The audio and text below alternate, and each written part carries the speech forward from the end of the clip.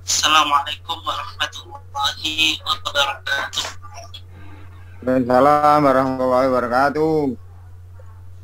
Alhamdulillah, nahmaduhu wa nasta'inuhu wa nastaghfiruh wa na'udzu billahi min syururi anfusina wa min sayyiati a'malina. Man yahdihillahu fala mudilla lahu wa man yudlil fala hadiya lahu.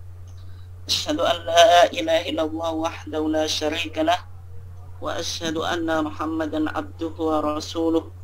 Allahumma sholli ala nabiyyina Muhammad wa ala alihi wa sahbihi ajma'in, amma ba'd. Yang saya hormati Ketua dan segenap pimpinan cabang BCM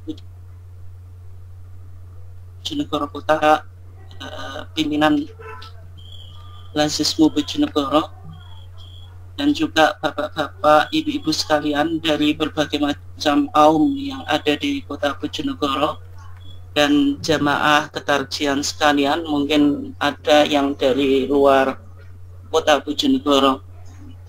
Alhamdulillah, pada kesempatan ini kita dipertemukan oleh Allah Subhanahu wa Ta'ala di dalam kajian rutin ketarjian yang diselenggarakan oleh pimpinan cabang Kota Bojonegoro sebagaimana biasanya, dan juga selawat serta salam semoga tetap terlimpahkan kepada uswah kita, kepada qudwah kita, yaitu Nabiullah Muhammad Sallallahu Alaihi Wasallam. Bapak-bapak sekalian yang dimaulah, insya Allah pada kesempatan ini kita akan mencoba mengkaji sebuah topik yang cukup penting untuk kita coba ketahui, dan nanti mudah-mudahan bisa kita diskusikan sehingga bisa memberikan cara pandang terhadap kita sesuai apa yang dipahami oleh Muhammadiyah, yaitu topik yang berkaitan tentang tauhid menurut paham Muhammadiyah. Bapak Ibu sekalian yang dimuliakan Allah, di dalam kajian kita ini mudah-mudahan nanti waktunya cukup, kita akan membahas beberapa poin yang berkaitan dengan topik tersebut, yaitu yang pertama tentang definisi tauhid yang dipahami oleh Muhammadiyah, kemudian yang kedua sifat Allah, kemudian yang ketiga yaitu tauhid dan klasifikasinya menurut madhab Asy'ariyah, madhab Salafiyah, dan paham Muhammadiyah. Artinya pendekatan yang kita akan gunakan untuk mengkaji tauhid dalam paham Muhammadiyah, kita menggunakan pendekatan komparatif atau perbandingan, mulai dari Asy'ariyah, kemudian Salafiyah, dan yang paling penting di mana sebenarnya rumusan tauhid yang dipahami oleh Muhammadiyah di antara madhab-madhab yang ada. Apakah ada kesamaan atau perbedaan? Kalau ada kesamaan, di mana letak kesamaannya, dan kalau ada perbedaannya, di mana letak perbedaannya. Nah, kemudian yang terakhir yaitu pada kesimpulan yang berkaitan dengan persamaan dan perbedaan dari pemaparan dah kita diskusikan nanti. Bapak Ibu sekalian yang dimuliakan Allah, yang pertama kita coba pahami tentang definisi tauhid. Apa yang dimaksud dengan tauhid? Kalau kita merujuk pada tulisan-tulisan tokoh Muhammadiyah, ini saya sengaja mencoba mencari referensi sebagaimana yang ditulis oleh tokoh-tokoh Muhammadiyah yang mana tulisannya berkaitan dengan tauhid. Yang pertama dari buku yaitu Ilmu Tauhid, yang sebenarnya merupakan terjemahan dari kitab tauhid yang cukup populer di kalangan PGA dulu, pendidikan guru agama, karena menjadi textbook ketika itu, dan juga populer di kalangan pesantren yang bernama Al-Husun Al-Hamidiyah.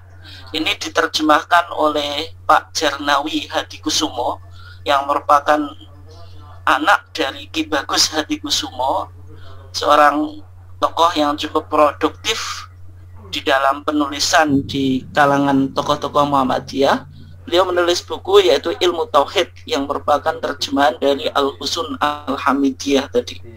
Di dalam kitab tersebut dijelaskan tentang definisi tauhid. Kata beliau, kata tauhid adalah bentuk masdar atau infinitif dari kata kerja atau verba wahada yuwahidu tauhidan yang artinya mengisahkan. Yang dimaksud di sini adalah tauhidullah atau ifradullah, yaitu mengisahkan Allah, yang mana di dalam pandangan kita sebagai umat Islam atau umat yang beriman, kita meyakini bahwasanya Allah itu wahidun, memiliki sifat atau maha esa, dan bagaimana tentang keesaan Allah, semuanya itu nanti dibahas di dalam ilmu tauhid yang nanti dibahas tentang beberapa sifat Allah, sifat wajib, sifat mustahil, dan juga sifat jaiz.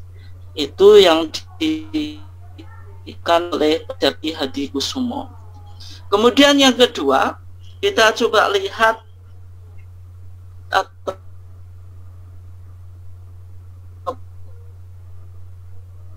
pandangan saat meninggal Pak Yas. Beliau menulis dalam bukunya yaitu Kuliah Akidah Islam, yaitu halaman 18, yang mana buku ini dijadikan textbook di perguruan Muhammadiyah, yang mana ketika beliau menjelaskan atau mendefinisikan tentang tauhid, yang dimaksud tauhid itu secara istilah atau secara terminologi baik dalam zat, wasifat maupun af'al, yaitu perbuatan Allah. Jadi ketika meyakini bahwasanya wahid esa, maka yang harus esa bidatihi di dalam zatnya, kemudian yang kedua fi asma'ihi wa sifatihi, di dalam nama-nama dan sifat-sifatnya, kemudian wa fi af'alihi, di dalam perbuatan-perbuatannya, yang mana tiga hal ini nanti kita akan coba diskusikan dan perdalam di slide berikutnya. Bapak Ibu sekalian yang dimuliakan Allah, tentang tauhid di dalam perspektif Muhammadiyah, coba lihat dulu tentang sifat Allah secara mujmal atau secara global. Di dalam pandangan Ahlus Sunnah wal Jamaah, Allah itu memiliki sifat, dan sifat Allah itu secara global atau secara mujmal, orang Muslim semuanya wajib meyakini tentangnya, yang disebut yang pertama sifat kamaliyah, sifat kesempurnaan. Jadi semua sifat Allah bukan bahwasanya Allah itu zat yang maha sempurna. Sifat Allah itu sifatnya adalah sifat kamal, maka Allah itu akan terhindar sifatun nakbatun nukson, atau sifat yang mustahil. Sehingga sifat-sifat Allah itu tidak mungkin menunjukkan bahwasanya Allah itu memiliki sifat kekurangan. Misalnya Allah memiliki sifat yang tidak bisa berbicara, atau yang mana bagi manusia pun ini merupakan sifatun naqsin, sifat yang cacat atau sifat kekurangan. Dan Allah tidak semacam ini. Semua sifat Allah adalah sifat kamaliyah, sifat yang menunjukkan kesempurnaan Allah itu sendiri. Ini yang paling untuk kita mazhab teologi di dalam Islam semuanya meyakini bahwasanya Allah itu terhindar dari sifatun naqsin atau muhalin, sifat yang secara tafsili atau secara detail ada perbedaan di kalangan aliran-aliran teologi, meskipun semuanya masih ada di lingkup Ahlus Sunnah wal Jamaah. Nah, sehingga Bapak Ibu sekalian yang dimuliakan Allah, kalau kita lihat Kitabul Iman, yaitu yang merupakan rumusan teologi Muhammadiyah yang diputuskan di dalam Muktamar Khususi Tarjih di Solo tahun 1929, di Kitabul Iman kita itu menjelaskan tentang sifat Allah secara global, yaitu di sana dikatakan, nanti Bapak Ibu sekalian bisa lihat di HPT-nya ini, kemudian dilihat di Kitabul Iman, yaitu kitab yang pertama dalam HPT kita itu, maka dikatakan mutasif, yaitu segala sifat kesempurnaan, al-munaksin halin, itu mahir kekurangan atau sifat kekurangan dan sifat mustahil. Ini yang dirumuskan oleh HPT kita, artinya Muhammadiyah sebagaimana madhab-madhab geologi yang lain meyakini tentang kemujmalan sifat Allah, bahwasanya Allah itu, sifat Allah secara mujmal atau secara global itu apa? Allah itu memiliki sifat kamaliyah, sifat kesempurnaan, dan terhindar dari sifat naqsin wa muhal, yaitu sifat yang kekurangan dan kemustahilan. Nah, Bapak Ibu sekalian yang dimuliakan, sebelum kita masuk di dalam kajian kita yang lebih detail, saya berikan sebuah pengantar dulu, yaitu tentang mazhab Ahlus Sunnah wal Jamaah yang merupakan mazhab yang di dalam HPT kita disebut sebagai Al-Firqah An-Najiyah, yaitu kelompok yang selamat, atau juga disebut Ahlul Haqqi wa Sunnah, yang mana kelompok ini yaitu ketika Rasul ditanya siapakah siapakah kelompok yang selamat itu, maka Rasulullah menjelaskan ma ana alaihi wa ashabi, yaitu kelompok yang berpijak kepada apa yang dipahami oleh Rasulullah dan juga oleh sahabat Rasulullah di dalam masalah akidah. Kalau kita lihat mazhab Ahlus Sunnah wal Jamaah itu secara umum terbagi menjadi 3. Ada kelompok yang disebut Al-Asy'ariyah, yaitu kelompok yang beriver kepada pemimpin atau pendiri mazhab ini, atau muasisnya atau foundernya, yaitu Al-Imam Abul Hasan Al-Asy'ari. Islam secara umum mengikuti mazhab Asy'ariyah ini, termasuk di kalangan 4 mazhab itu, 3 mazhab secara umum mengikuti akidah Asy'ari, itu mazhab Syafi'iyah, kemudian Malikiyah, kemudian sebagian dari Hanabilah mengikuti Salafiyah. Dalam konteks Islam, mazhab teologi atau mazhab akidah yang banyak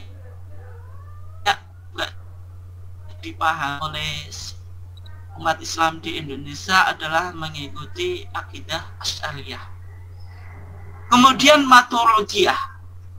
Pada Maturidiyah ini secara umum diikuti oleh negara mawar, yaitu negara-negara dari Afghanistan, kebanyakan akhirannya Tantan itu, yang secara umum dalam pandangan fikih mengikuti mazhab Hanafiyah, secara teologi mengikuti rujukan teologi yang dibangun oleh Abu Mansur Al-Maturidi, sehingga pengikutnya disebut Al-Maturidiyah.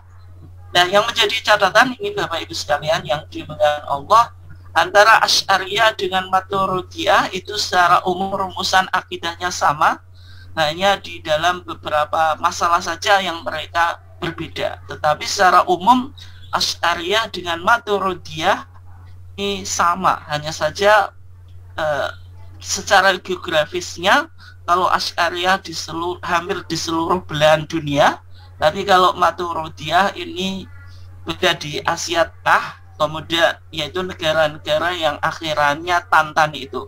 dari Afghanistan, Uzbekistan, Pakistan, secara umum mereka dalam paham fikih mengikuti mazhab Hanafi, yaitu mengikuti Al-Imam Abu Hanifah. Tapi secara teologi mengikuti Abu Mansur Al-Maturidi.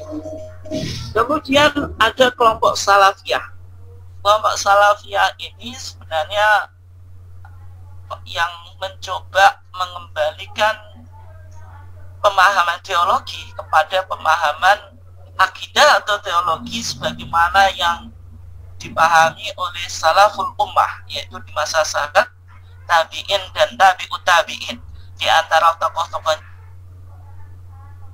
yang cukup adalah Syekhul Islam Ibnu Taimiyah yang sebenarnya secara fikih bermadzhab Hambali, tapi juga banyak melakukan kritik terhadap mazhab Asy'ariyah karena dianggap mazhab Asy'ariyah ini, meskipun Asy'ariyah ini memiliki kontribusi dan jasa yang luar biasa di dalam menyelamatkan akidah umat Islam, terutama dari akidah yang campur dengan filsafat sebagaimana yang dikembangkan oleh kelompok Mu'tazilah.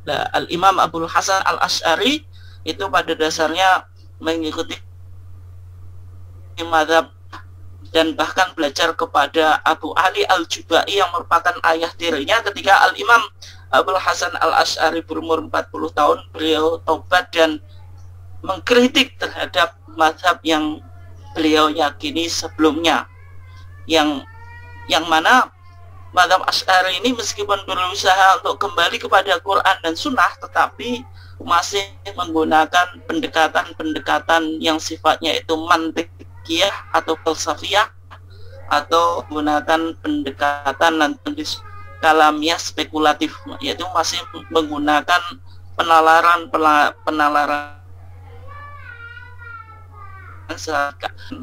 mengembalikan akidah pemahaman salafus soleh yang mana akidah sunnah pendengarnya itu filsafat spekulatif muncul di Ahlul Islamiyah, kemudian diterus yaitu Ibnu Qayyim Al-Jauziyah, dia diadopsi oleh Al-Imam Muhammad bin Abdul Wahhab yang populer dengan Wahabi itu, sehingga mazhab ini cukup terkenal atau populer di negara ini dikembangkan oleh sebuah. Nah, ini sekedar nanti kita akan coba dilihat Muhammadiyah itu posisinya di mana kan? Dari tiga aliran mazhab Ahlus Sunnah wal Jamaah, yaitu Asy'ariyah, Maturidiyah, dan Salafiyah. Bapak Ibu sekalian yang dimuliakan Allah, yang pertama kita coba lihat tauhid menurut mazhab Asy'ariyah. Bagaimana teologi Asy'ari memahami tauhid gitu. Kalau kita lihat teologi Asy'ari ketika berbicara tentang sifat Allah, maka sifat Allah itu dibagi menjadi tiga. Ini berdasarkan hukum akal, karena Asy'ari tadi sebagaimana yang sudah saya sampaikan itu meskipun berusaha untuk kembali kepada Al-Quran dan Sunnah, tetapi masih menggunakan metodologi berpikir secara filosofis, sehingga ketika menetapkan sifat Allah itu menggunakan hukum akal. Sesuatu itu bisa dilihat kalau sesuatu itu menjadi sumber wujud dan mungkin dan tidak mungkin tidak wujud, maka itu yang disebut wajibul wujud. Sehingga Allah itu disebut wajibul wujud karena Allah itu menjadi sumber dari segala yang wujud, dan tidak mungkin wujud ini diciptakan oleh wujud yang lain kan. Kemudian mustahil itu sesuatu yang tidak mungkin wujud. Misalnya di antara sifat-sifat Allah nanti dalam teologi Asy'ari ada 13 atau 20 sifat wajib bagi Allah, itu kan ada yang wajib, kemudian lawannya mustahil. Ada 20 kemudian lawannya 20 berarti 40 kan. Kemudian sifat jaiz. Jaiz itu sesuatu yang boleh ada dan boleh tidak. Sifat jaiz yang jumlahnya 1 itu. Dan sehingga kalau kita lihat sifat wajib bagi Allah menurut Asy'ariyah itu 3. Yang pertama yaitu sifat nafsiyah atau dzatiyah, yaitu satu sifat saja, yaitu wajibul wujud. Kemudian sifat salbiyah ada 5, yaitu qidam, baqa, mukhalafatul hawadis, qiyamuhu binafsihi, dan wahdaniyah itu. Kemudian sifat ma'ani dan maknawiyah, yaitu Allah itu misalnya kudrah, kalau maknawiyah kaunuhu qadiron. Dan kalau kita lihat kan sifat nafsiyah ini 1, salbiyah 5, berarti 6, tambah sifat ma'ani 13, ini yang pokok. Kemudian di era Al-Imam As-Sanusi, Al-Imam As-Sanusi mencoba memberikan penjelasan yang lebih detail tentang sifat ma'ani, kemudian menjadi maknawiyah, sehingga terlahir 20 sifat wajib bagi Allah. Ini artinya mengalami perkembangan sebagaimana yang sudah saya sampaikan di kajian yang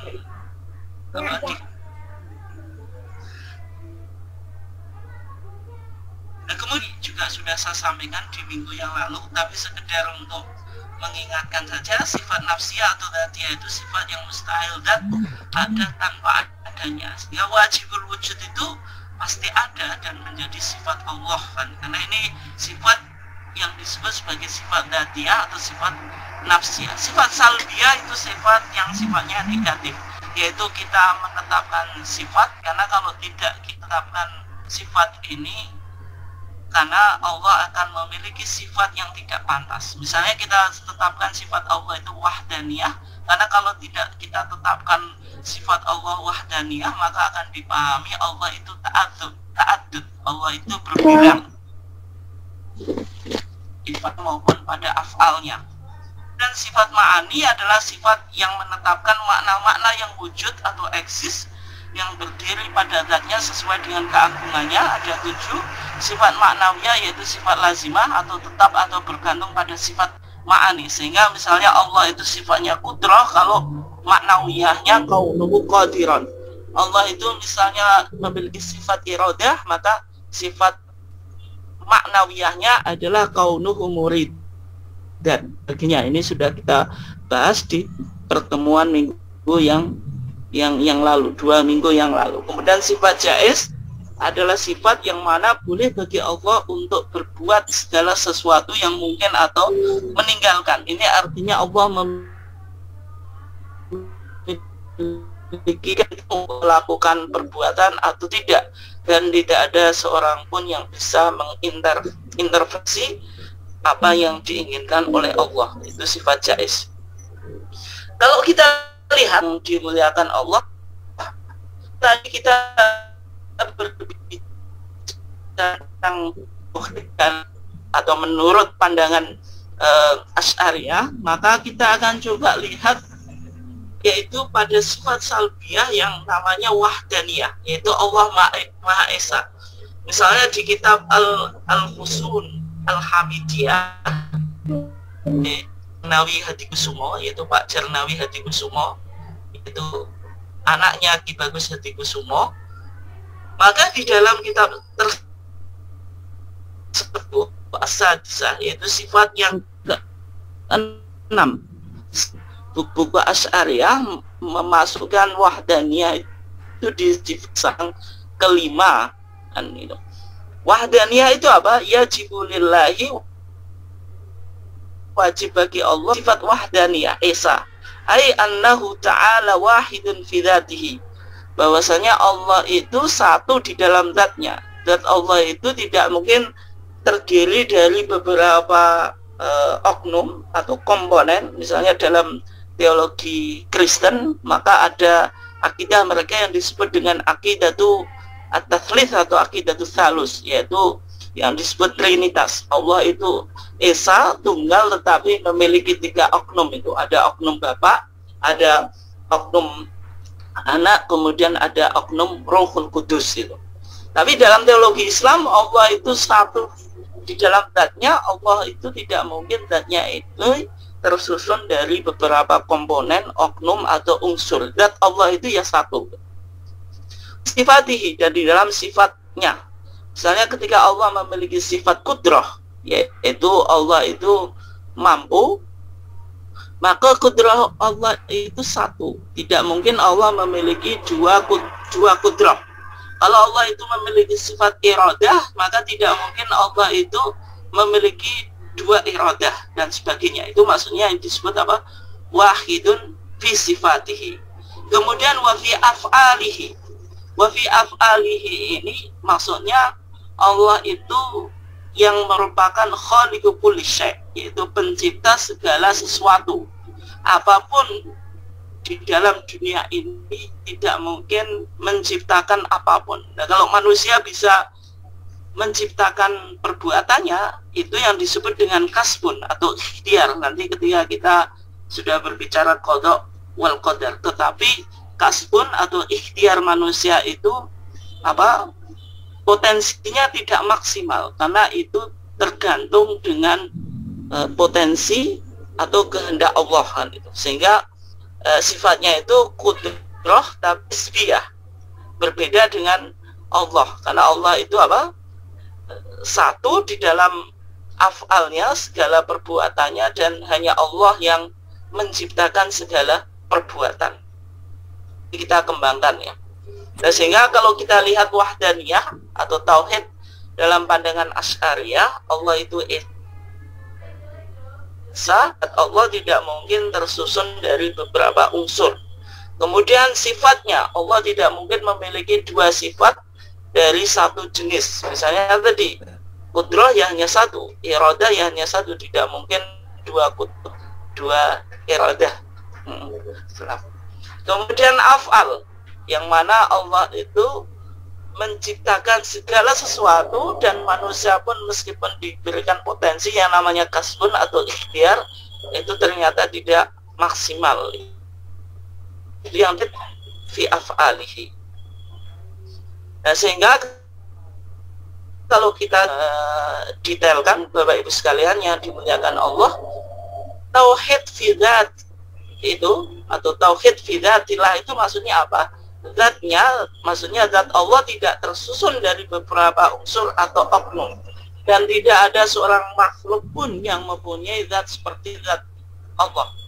Jadi tidak mungkin Allah itu zatnya diserupai oleh makhluknya, karena dalam pandangan akidah Asy'ariyah ada sifat salbiyah yang namanya mukhalafatuhu lil hawadits. Allah itu berbeda dengan semua ciptaannya. Jadi mustahil ada zat dari makhluknya yang menyerupai zatnya Allah. Kemudian esa dalam sifatnya atau tauhid fi sifatihi itu dalam pandangan Asy'ariyah apa? Sifat Allah tidak disamai dengan sifat makhluknya dan tidak berbilang dari beberapa sifat dari satu jenis, yaitu dua iradah atau dua kudrah atau lainnya sebagaimana yang sudah saya sebutkan tadi. Tetapi ketika misalnya ada persamaan antara sifat kita dengan sifat Allah, maksudnya Allah itu sami, Allah itu mempunyai sifat as-sam', yaitu mendengar. Allah itu basir, Allah memiliki sifat basor, yaitu melihat. Manusia melihat, kemudian Allah melihat, tetapi ada perbedaannya. Meskipun secara ism, secara nama itu sama, tetapi secara musamma, secara esensi tidak sama. Karena apa? Penglihatan Allah tidak terbatas, pendengaran Allah tidak terbatas, sedangkan penglihatan dan pendengaran manusia semuanya adalah terbatas kan? Itu yang menjadi perbedaan. Kemudian Allah itu esa dalam af'alnya atau perbuatan-perbuatannya. Maksudnya apa? Allah pencipta segala perbuatan dan tidak ada perbuatan selain darinya. Nah, ini sebagaimana yang saya sampaikan tadi, manusia diberikan potensi untuk ikhtiar, untuk kasab, yaitu mencoba merubah takdir, tetapi pada akhirnya semua hasil itu kan diserah adalah otoritas Allah. Sehingga manusia meskipun memiliki potensi, potensinya itu tidak maksimal, hanya potensi Allah yang maksimal. Itu yang disebut dengan tauhid fil af'al. Itu secara singkat tentang tauhid yang dipahami oleh mazhab di Allah itu esa dalam Allah itu esa dalam sifatnya, Allah esa dalam af'alnya atau perbuatannya. Kemudian Bapak Ibu sekalian yang dimuliakan Allah, kita coba lihat sekarang tauhid menurut mazhab salafiyah. Bagaimana mazhab salafiyah ini mencoba memahami tauhid. Secara umum di kalangan salafiyah mereka memahami tauhid itu menjadi tiga, sehingga terkenal dengan trilogi tauhid atau tauhid as-sulasi, yaitu tauhid ar-rububiyah, kemudian yang kedua tauhid al-uluhiyah, kemudian yang ketiga tauhid al-asma wa sifat.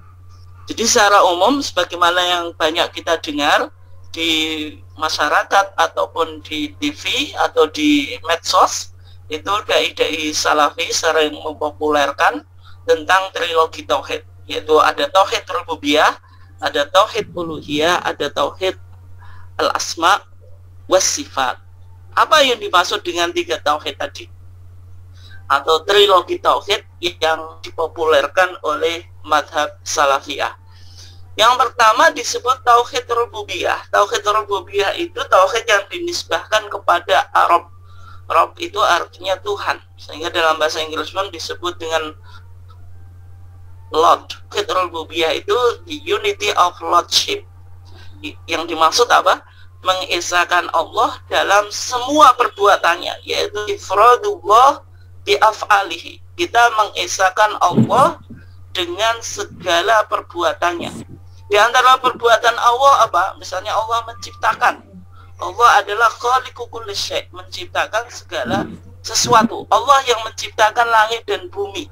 Kemudian Allah juga mudabbir al-qaun, yang mengatur atau yang memanage semua apa yang terjadi di alam semesta ini. Allah juga pemberi rezeki. Allah sebagai ar-razik atau ar-razzaq. Artinya tauhid rububiyah itu kita mengakui bahwasanya Allah itu Rabb. Sehingga nanti tiga tauhid ini bisa ditemukan di Al-Fatihah. Ketika kita mengatakan alhamdulillahi rabbil alamin. Segala puji bagi Allah Rabb, yaitu Tuhan al-alamin, segala semesta. Artinya kita di sini menetapkan tauhid rububiyah, yaitu kita mengisahkan Allah bahwasanya Allah itu adalah Tuhan segala semesta atau segala alam, baik alam manusia, alam jin maupun alam-alam yang lainnya. Itu yang disebut dengan tauhid rububiyah. Sehingga ketika kita berdoa meminta rezeki itu ya rozak. Artinya di sini apa? Kita beribadah melakukan tauhid uluhiyah, tapi kita mengakui tentang esensi Allah sebagai Rabb.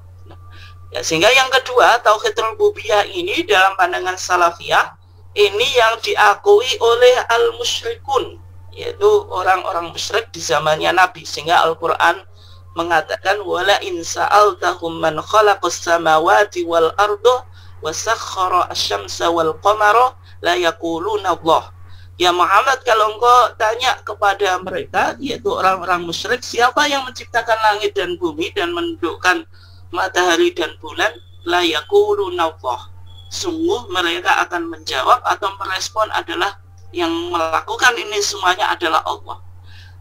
Intinya orang-orang musyrik ketika itu mengakui tentang keesaan Allah dalam rububiyahnya, tetapi mereka mengingkari tentang uluhiyahnya, yaitu mereka tidak mau menyembah Allah. Sehingga tauhid rububiyah ini yastalzim wujud tauhid al-uluhiyah, yaitu konsekuensinya seorang tidak cukup meyakini tauhid rububiyah, tapi harus meyakini tentang tauhid uluhiyah atau the unity of worship, yaitu kita mengisahkan Allah dengan segala bentuk ibadah atau ifradullah bijami'i al-ibadah atau bijami'i anwa' al-ibadah, yaitu kita mengisahkan Allah dengan segala bentuk ibadah. Ibadah baik ibadah qauliyah yang sifatnya itu ucapan, ibadah yang sifatnya itu qalbiyah, sifatnya di hati, ataupun ibadah yang sifatnya af'aliyah, perbuatan. Misalnya doa itu harus ditujukan kepada Allah. Sehingga ketika orang meminta kepada selain Allah, misalnya meminta kepada kuburan, meminta kepada para wali, maka mereka melakukan kecacatan di dalam tauhid uluhiyah. Khauf yang kita takuti itu hanyalah Allah, yang lainnya maka tidak berhak untuk kita tauhidi. Kemudian roja, berharap, ataupun yang lainnya ini harus kita tujukan kepada Allah, karena ini sebagai bentuk tauhid al-uluhiyah, yaitu kita mengesahkan Allah dengan segala bentuk macam ibadah, kan itu. Dan nanti apa itu ibadah? Nah, HPT kita sudah mendefinisikan. Kemudian yang selanjutnya ada yang disebut tauhid al-asma wa sifat, yaitu tauhid tentang nama-nama Allah dan sifat-sifat Allah, atau the unity of Allah's names and attributes. Yaitu apa? Kita menetapkan segala asma dan sifat Allah dalam Al-Quran dan Sunnah. Jadi ketika Allah berbicara tentang apa, nama-nama atau sifat-sifat yang ada di dalam Al-Quran dan Sunnah, itu harus kita tetapkan, karena tauhid ini ada yang namanya isbat, kita afirmasi, kita tetapkan, ada yang nafyun, yaitu meniasikan. Nah, ketika kita melakukan isbat atau melakukan afirmasi atau menetapkan, itu harus tanpa tahrif atau min ghairi tahrif. Tahrif itu nanti ada tahrif lafzi, ada tahrif maknawi atau melakukan takwil yang letaknya ini pada dalil. Dalam pandangan akidah salafiyah, misalnya di dalam Al-Quran dikatakan waqalatil yahudu yadullahi maghlulah ghullat aidihim. Kemudian dijelaskan walu inu bimaqalu bal yadahu mabsutotani, dan kedua tangan Allah itu terbuka. Ini kan ketika Yahudi mengatakan bahwasanya tangan Allah itu terbelenggu, kan itu. Kemudian Al-Quran menjawab, tangan Allah itu tidak terbelenggu, terbuka, dan tangan mereka yang terbelenggu dan mereka dilaknat karena omongan yang tidak pantas disandarkan kepada Allah. Kemudian ayat Al-Quran mengatakan bal yadahu, akan tetapi kedua tangan Allah itu mabsutotani, yaitu terbuka. Kedua tangan ini harus dipahami secara zuhir. Allah itu mempunyai dua tangan, tetapi tidak perlu ditanyakan bagaimana bentuk tangan Allah. Misalnya tangan Allah itu memiliki jari atau memiliki kulit sebagaimana yang kita pahami, itu tidak boleh ditanyakan semacam itu, karena nanti berikutnya ada min ghairi takyif. Takyif itu apa? Menanyakan tentang kefiyah atau menanyakan tentang bagaimana. Kemudian taktil. Taktil itu menegasikan makna pada madlul. Nah, nanti kita coba bahas karena ini sebenarnya agak pelik, tapi saya coba sederhanakan saja. Taktil itu misalnya bal yadahu mabsutotani, bahkan kedua tangan Allah itu terbuka. Kalau orang memahami taktil, saya tidak tahu makna ayat ini, kemudian tidak dilakukan isbat. Ketika tidak dilakukan isbat, isbat itu menetapkan bahwasanya Allah punya dua tangan, ini artinya sama dengan menegasikan sifat Allah, bahwasanya sifat Allah itu memiliki dua tangan. Itu yang dipahami oleh salafiyah. Kemudian tamthil atau tasbih. Tamthil itu menyamakan. Misalnya tidak boleh kita bal yadahu mabsutotani, Allah memiliki dua tangan, kemudian kita samakan tangannya Allah dengan tangannya makhluk. Kalau kita samakan, kita apa? Melakukan tamtsil atau tasbih, karena Allah itu laisa kamitslihi syai'un wa huwas samiul basir. Allah itu zat yang tidak ada serupa dengannya. Ini pemahaman tauhid asma wa sifat di kalangan apa? Salafiyah, dan ini yang sering menjadi perdebatan antara Asy'ariyah dengan Salafiyah, yaitu dalam masalah tauhid asma wa sifat. Ini memang agak pelik. Bapak Ibu sekalian ingin memperjelas, nggak apa-apa, nanti ditanyakan di akhir kajian kita. Kemudian ini Bapak Ibu sekalian yang dimuliakan Allah, kita coba lihat dulu apa perbedaan antara Asy'ariyah dengan Salafiyah. Asy'ariyah ketika memahami sifat Allah, itu sifat Allah itu dijelaskan ada 13 sifat usul atau pokok, atau 20 sifat wajib bagi Allah yang usul atau pokok. Meskipun sebenarnya tidak ada batasan, yang mana 13 atau 20. Kalau 20 itu kan tadi dengan menggabungkan sifat maknawiyah kan tadi. Ini merupakan sifat-sifat usul yang sebenarnya pendekatannya menggunakan pendekatan tadi, sesuaikan menurut hukum akal menjadi 3, ada wajib, ada mustahil, ada. Jadi pendekatannya masih sifatnya itu sifat akliyah, tapi tidak akliyah murni, karena juga ditemukan dalil-dalilnya di dalam Al-Quran. Nah, kalau salah itu tidak boleh Allah itu dijelaskan dengan 20 sifat. Kata Salafiyah ini bid'ah, ini nggak boleh kan. Karena sifat Allah itu harus berdasarkan Al-Quran dan Sunnah, dan tidak boleh dibatasi atau min ghairi hasri. Kalau kita katakan Allah memiliki sifat 13 atau 20 wajib, sifat wajib, ini kan membatasi. Tapi sebenarnya Asy'ariyah tidak membatasi, hanya saja menjelaskan sifat wajib bagi Allah yang pokok itu ada 13 atau 20. Nah, kemudian yang kedua, di dalam akidah Asy'ariyah ada 5 sifat salbiyah atau sifat negatif. Di antaranya wahdaniyah. Wahdaniyah ini yang berbicara tentang ketauhidan tadi. Ada tauhid fi dzat, yaitu tauhid dalam zatnya, kemudian tauhid fi sifatihi, dalam sifat-sifatnya, atau tauhid fi af'alihi, tauhid di dalam perbuatan-perbuatannya. Tapi kalau Salafiyah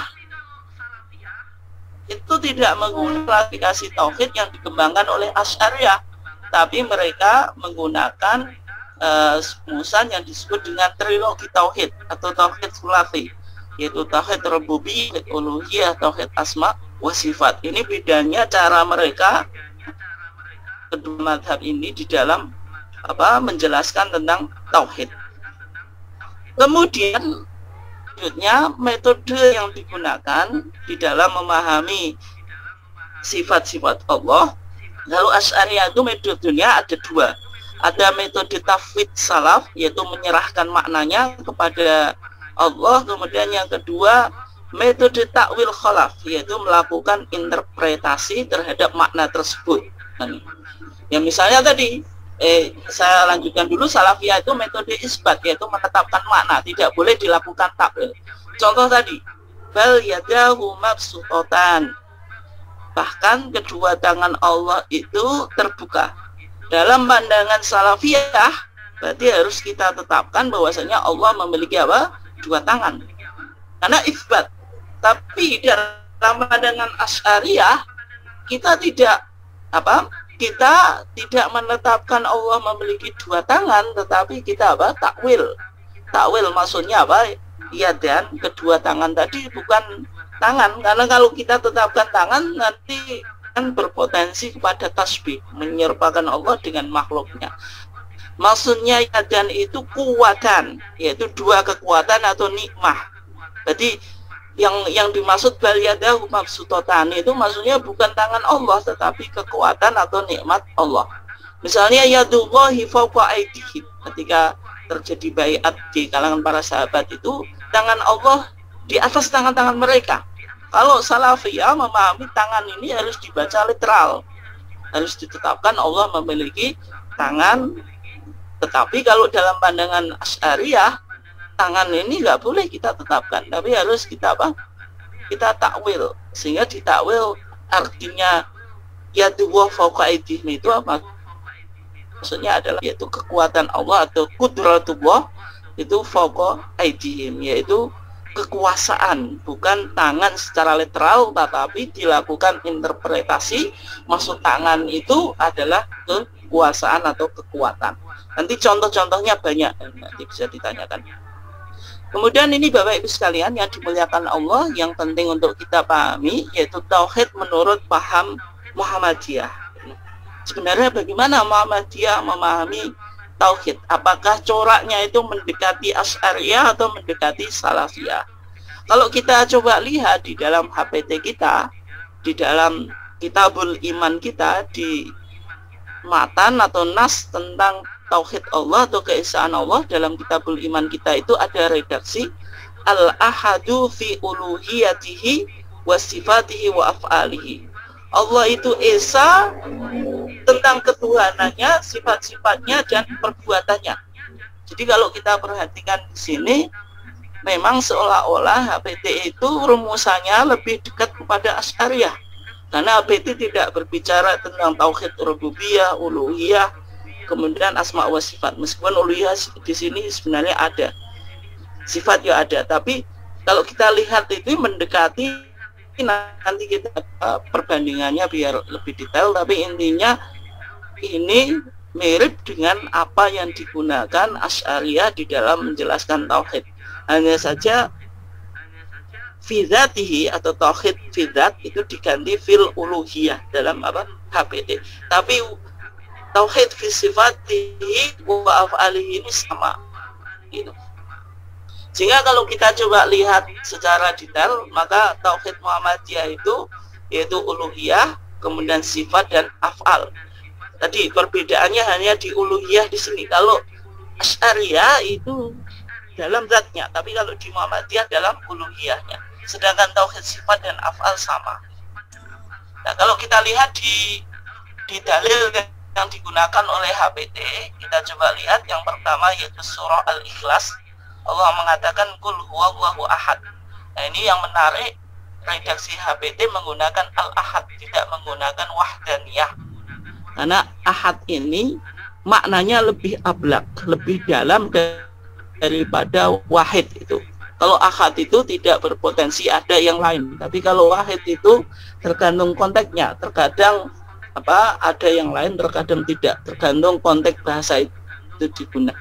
Allahus Somad, Allah pusat permohonan. Allahus Somad ini yang disebut tauhid dalam uluhiyahnya. Meskipun sebenarnya ini rububiyah, tetapi ketika Allah meyakini as-somad, ketika seseorang meyakini as-somad, ini artinya ia menjadikan Allah itu sebagai pusat dari segala pertolongan, pasti dia melakukan tauhid uluhiyah. Kemudian walam yakul lahu kufuwan ahad, ini yang disebut sebagai tauhidnya. Atau ini salah, ini bukan afalnya tapi dalam sifatnya. Karena sifat Allah tidak mungkin menyerupai sifat yang lainnya, dan tidak ada seorang makhluk pun yang memiliki sifat sebagaimana sifat Allah kan. Kemudian selanjutnya tauhid dalam afalnya, HPT kita menjelaskan amman khalaqas samawati wal arda wa anzala lakum minas sama'i ma'an fa ambatna bihi khada'iqa dzata bahjatin ma kana lakum an tuthbitu syakharaha ilahatun ma'allah. Ini artinya yaitu Al-Quran menanyakan siapa yang menciptakan langit dan bumi, kemudian menurunkan untuk kamu sekalian dari langit itu air, kemudian tumbuh sebab air itu berbagai macam kebun kan, yang memiliki pemandangan yang cukup indah. Siapa yang menumbuhkan pepohonan semacam ini? Alihatun ma'allah. Ini menjelaskan semua ini terjadi karena perbuatan Allah. Ini yang disebut dengan tauhid fi af'alihi. Ini dalil-dalil yang digunakan oleh HPT ketika menjelaskan tentang klasifikasi tauhid tadi. Nah, tetapi kalau kita lihat Bapak Ibu sekalian yang dimuliakan Allah, klasifikasi tauhid Muhammadiyah itu sebenarnya memiliki kesamaan dengan klasifikasi tauhid di dalam Asy'ariyah.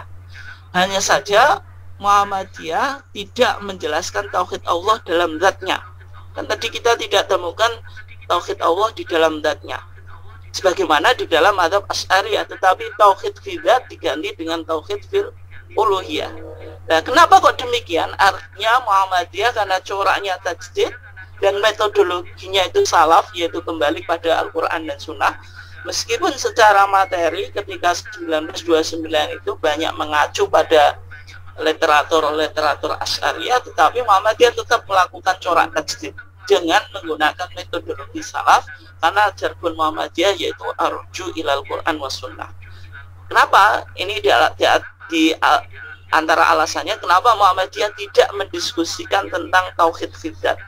Karena keterbatasan akal dalam membahas tentang zat Allah dan relasinya dengan sifatnya. Ketika akal ini berusaha untuk membahas tentang zat Allah itu esensinya bagaimana? Itu tidak mungkin. Sehingga HPT kita akan menjelaskan sebuah hadis yang cukup populer, tafakkaru fi khalqillah wa la tafakkaru fi dzatihi.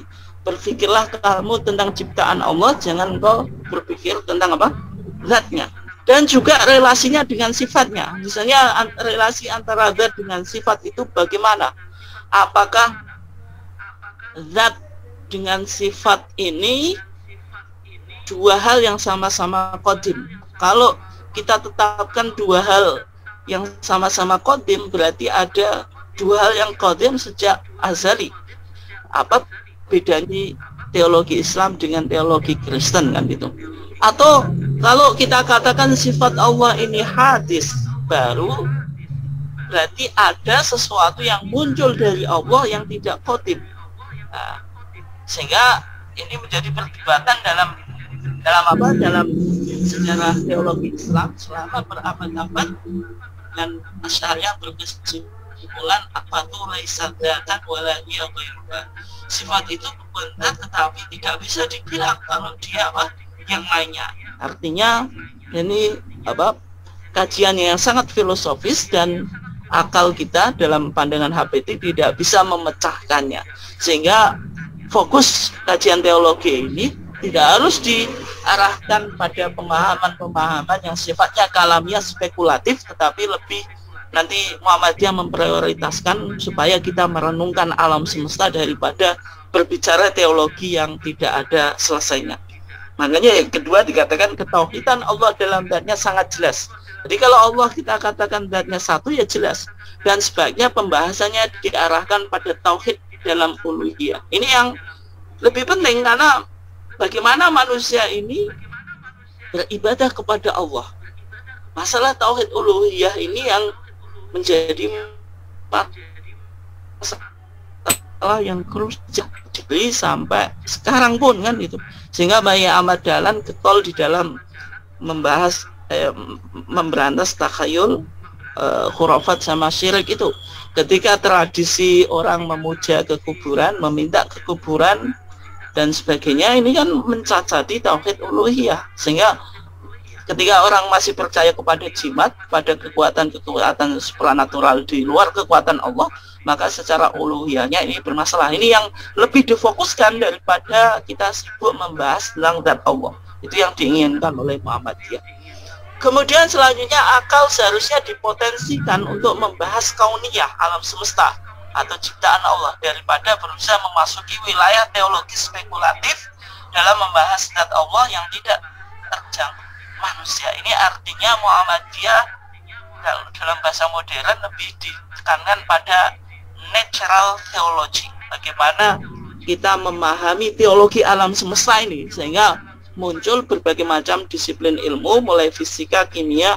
Itu manusia tidak sibuk membahas zat Allah yang tidak mungkin sampai ujungnya. Lebih baik kita maksimalkan energi atau otak kita ini di dalam mengkaji alam semesta ini, sehingga menjadi sebuah ilmu pengetahuan dan memunculkan teknologi yang baru, yaitu tentang alam semesta ini. Ini yang dianjurkan oleh Muhammadiyah, sehingga Muhammadiyah tadi tidak mendiskusikan tentang tauhid fidat, dan juga tidak membahas dalam HPT kita tentang relasi antara zat dengan sifatnya, dan mengakui dalam masalah ini kita memiliki keterbatasan akal. Hendaklah pemikiran warga Muhammadiyah itu difokuskan untuk memahami alam semesta, untuk menunjukkan tentang keesaan. Nah, kalau kita lihat nanti di iman kepada Allah di tanbih atau di sana dikatakan, dijelaskan keterbatasan potensi akal manusia dalam membahas zat Allah dan relasi antara zat, essence dengan dan sifat atribut. Maka di dalam tanbih, perhatian di kitabul iman kita di HPT, maka dikatakan apa? La kallafanallahu bil i'tiqad illa bima tasilu ilaihi uquluna.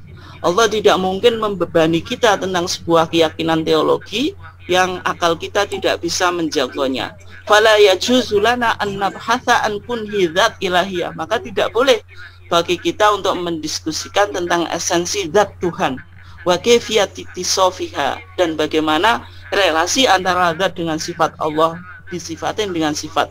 Fa inna dzalika mahdhurun syar'an. Sesungguhnya yang demikian itu apa? Dilarang secara syar'i. Karena apa tadi? Walaysa fi wujudihi ta'ala syakun. Tidak ada dalam esensi Allah itu sebuah keraguan.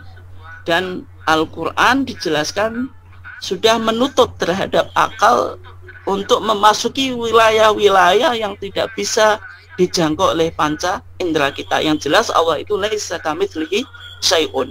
Kemudian dijelaskan bahwasanya teologi Muhammadiyah apa? Difokuskan supaya kita mengkaji tentang alam semesta untuk menunjukkan apa? Eksistensi Allah dan menunjukkan kemahaesaan Allah, daripada kita membahas zat dan relasi zat dengan sifat Allah. Sehingga di awal pembukaan kitab iman kita itu sebenarnya warga Muhammadiyah ini diwajibkan untuk melakukan nadhar. Nadhar itu bisa menjadi epistem, itu kerangka berpikir, atau untuk meneliti kauniyah, yaitu ayat Allah yang sifatnya kauniyah, untuk mengenal untuk ma'rifah atau mengenal Allah. Maka di dalam HPT kita itu di pembukaan sudah dijelaskan wa alla anna an-nadhara fil qawli ma'rifatillah wajibun syar'an. Sesungguhnya berpikir atau meneliti alam semesta untuk mengenal Allah itu wajibun syar'an, wajib secara akal. Ini artinya teologi yang dikembangkan oleh Muhammadiyah itu bukan teologi klasik, tetapi juga teologi yang bisa merespon berbagai macam permasalahan kontemporer, termasuk juga bagaimana umat Islam ini bisa memahami alam semesta dan mengembangkan teknologi sehingga mampu untuk merespon berbagai macam persoalan di konteks modern ini. Ini corak teologi Muhammadiyah adalah teologi yang tidak tradisional konvensional, tapi sebenarnya sudah modernis, meskipun secara umum materinya kan diambil dari teologi Asy'ariyah, tetapi ada corak-corak tajdid yang dimunculkan. Kemudian ini terakhir Bapak Ibu sekalian yang dimuliakan Allah, sebagai kesimpulan tentang persamaan dan perbedaan misalnya antara tiga mazhab, Asy'ariyah, Salafiyah, dan Muhammadiyah. Kalau kita lihat dalam klasifikasi tauhid, maka Asy'ariyah mengatakan tauhid itu dalam semuanya sebenarnya berbicara tentang trilogi tauhid kan. Meskipun trilogi tauhid ini seakan-akan populer hanya di kalangan Salafiyah, tapi Asy'ariyah ada tauhid fidah dan af'aliyah, rububiyah, uluhiyah, asma wa sifat. Muhammadiyah uluhiyah, sifat dan af'alnya juga trilogi tauhid. Sebenarnya sebagaimana yang saya sampaikan tadi, sebenarnya ini merujuk pada Asy'ariyah, hanya saja Muhammadiyah mengganti tauhid bidzat dengan tauhid bi uluhiyah. Kemudian zat dan relasinya dengan sifat. Kalau Asy'ariyah mengatakan zat itu bukan sifat tetapi juga bukan yang lainnya, atau sifat itu bukan zat atau bukan yang lainnya. As-sifatu laysat dzatan wala hiya ghairuha. Kemudian Salafiyah tidak membahas tentang hubungan tentang zat dan hubungan zat dengan sifat, karena ini pembahasan yang sifatnya akal dan tidak perlu untuk dilakukan. Dan Muhammadiyah juga sama, tidak membahasnya, tetapi Muhammadiyah yang menarik diarahkan pada pembahasan uluhiyah, karena yang menjadi permasalahan di kalangan umat Islam ini ketika banyak berbagai macam ritual ibadah itu tidak ditujukan oleh Allah, tetapi ditujukan untuk makhluk-makhluk yang lain dan dipahami sebagai wasilah. Berbagai macam ini meminta kepada kuburan, meminta kepada wali, percaya kepada dukun, percaya dengan dongeng-dongeng mitos yang tidak jelas. Itu sebenarnya pembahasan tauhid uluhiyah, karena manusia takut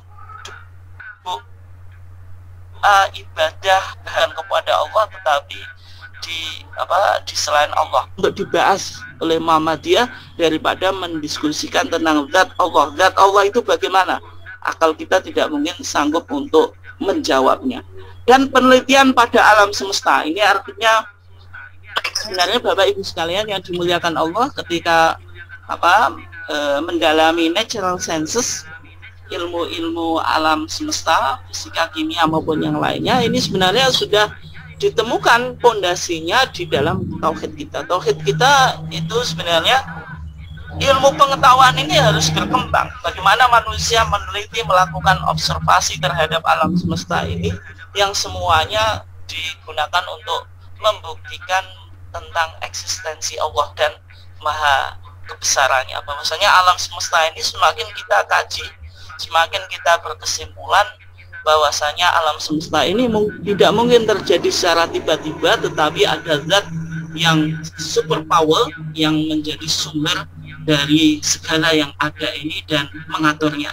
Ini yang diarahkan oleh Muhammadiyah. Sebenarnya kalau mencari landasan teologi tentang ilmu pengetahuan di Muhammadiyah, maka Kitabul Iman itu bisa dijadikan pijakan. Kemudian dari manhaj atau metodologi, kalau Asy'ariyah itu manhaj atau metodologinya berasal dari nas dan akal sesuai dengan rumusan Imam Asy'ari atau para pengikutnya. Ya sebenarnya Asy'ariyah itu kan ingin kembali kepada Quran dan Sunnah, dan hanya saja karena lawannya itu Mu'tazilah, yaitu kelompok yang banyak dipengaruhi oleh filsafat Yunani yang akan logika-logika filsafat Yunani. Akhirnya Asy'ariyah ini dalam melakukan perdebatan tidak mungkin menggunakan metodologi Quran dan Sunnah sebagaimana dikembangkan oleh Salafiyah, dipahami secara literal, karena musuhnya ini yaitu Mu'tazilah sangat rasional. Nah, oleh sebab itu Asy'ariyah ya terkadang masih terjebak di dalam penggunaan sistematika berpikir yang berdasarkan pada akal. Kemudian Salafiyah ini aruju ilal Quran wa Sunnah, tapi dipahami secara tekstual dan menolak melakukan takwil. Misalnya yang zilu rabbuna fis sama'i dunya hina yabqa thuluts lail. Allah itu turun di langit dunia ini ketika sepertiga malam. Dengan Salafiyah tidak boleh kita takwil. Allah itu turun ya turun, tetapi bagaimana Allah itu turun tidak boleh kita tanyakan. Karena apa? Memahaminya secara tekstual, tidak boleh melakukan takwil. Tetapi nanti kalau Asy'ariyah itu membolehkan, maksudnya yang zilu rabbuna itu yang turun bukan Allah, tetapi rahmat Allah, karena Allah itu di luar ruang dan waktu. Kemudian ini Muhammadiyah sebenarnya secara metodologi sama dengan Salafiyah, yaitu rujuk ilal Quran wa Sunnah, yaitu ingin kembali kepada Quran dan Sunnah, sehingga akidah Muhammadiyah di HPT ini langsung dijelaskan landasannya, yaitu Al-Quran menutup di HPT kita. Maka di sana ditemukan redaksi hadhiya usulul aqaid as-sahihah, inilah pokok-pokok akidah yang benar, warada bihal Quran, yang terdapat di dalam Al-Quran wa Sunnah dan Sunnah, wa syahidat biha al-athar al-mutawatirah, dan dikuatkan oleh pemberitaan yang mutawatir. Artinya Muhammadiyah dalam akidah sebagaimana dalam fikih tidak berafiliasi kepada madhab tertentu, baik Asy'ariyah maupun Salafiyah, sama rujuk ilal Quran wa Sunnah. Tetapi Muhammadiyah secara tekstual dan kontekstual, yaitu menerima kalau Salafiyah anti takwil, kalau Muhammadiyah meskipun yang didahulukan makna zahir, tetapi kalau memaksa untuk melakukan takwil, maka dalam konteks fikih maupun dalam konteks akidah.